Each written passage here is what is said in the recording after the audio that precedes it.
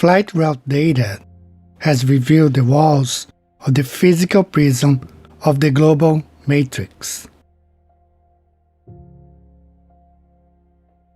The Globetrotters kept asking why I didn't fly to the edge to take a photo.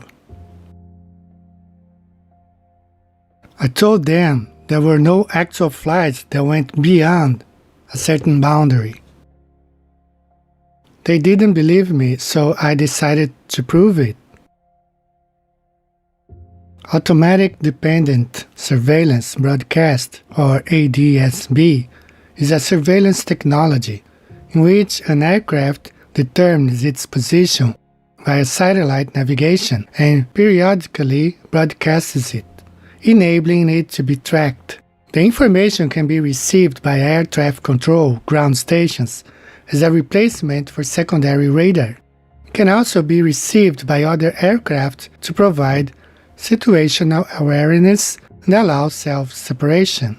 ADS-B is automatic in that it requires no pilot or external input. It is dependent in that it depends on data from the aircraft's navigation system. ADS-B is an element of the U.S. Next Generation Air Transportation System, Next Gen.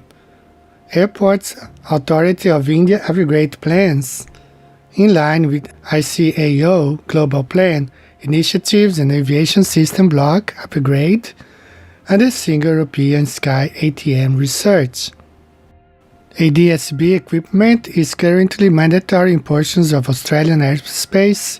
The United States requires some aircraft to be equipped by 2020, and the equipment will be mandatory for some aircraft in Europe from 2017.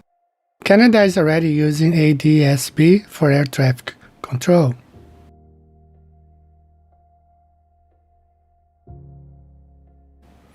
I created an algorithm to clean and process initially around 1 million real flight route data points as transmitted from ADS-B transponders. At each point, using the coordinates and time since the previous point, I could calculate a local speed at a particular latitude and longitude. I did this for many thousands of flights, searching for all known routes actually flown. Over a period of time, this grew to produce a coverage map that did not change. No matter how many flights were searched, no ADS-B point was ever broadcast outside the area I will show you. No actual flights since I have been running this analysis have left this boundary. I used a recursive algorithm to search seed major hub airports for arrivals. Then it searched the origin airports for their arrivals and so on, ad infinitum. By using this algorithm, I obtained every possible flight that actually occurred. Given that the coverage did not change after some time, and now known major population centers are covered, I'm confident that this coverage represents the only area we will ever be able to see on Earth using transportation that is publicly available. I then bucketed the speeds of each of these hundreds of thousands of points into 1 times 1 latitude longitude buckets and averaged the speed in each bucket. Then I produced a heat map. The color represents the average speed of all flights at that point.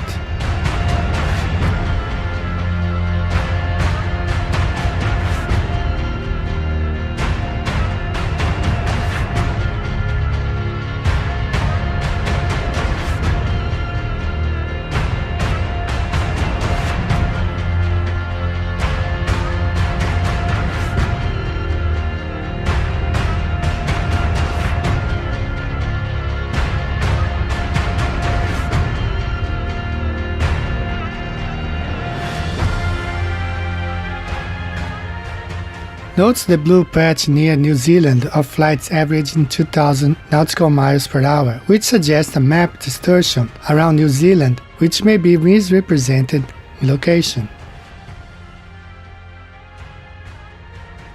The heat map used flat distance calculation for speeds.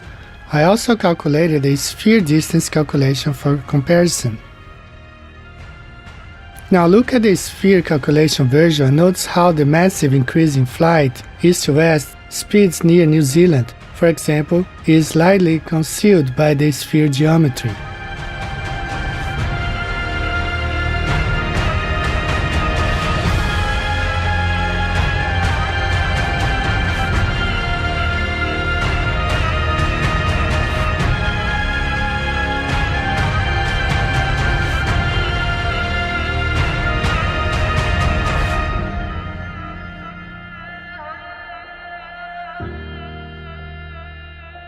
So that's all, folks. Everything outside the white area is hearsay and fiction and always will be to the prisoners.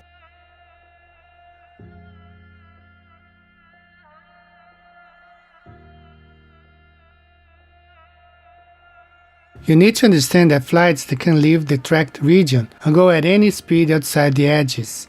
In the data, you can see long-haul flight routes accelerating before they go off radar and pop back into the tracked zone, having gone ultra fast outside it. I now believe all commercial airliners can probably do at least 2,000 nautical miles per hour, and that Concorde was part of the PSYOP. This allows them to conceal super-fast long-haul flights outside the tracking perimeter.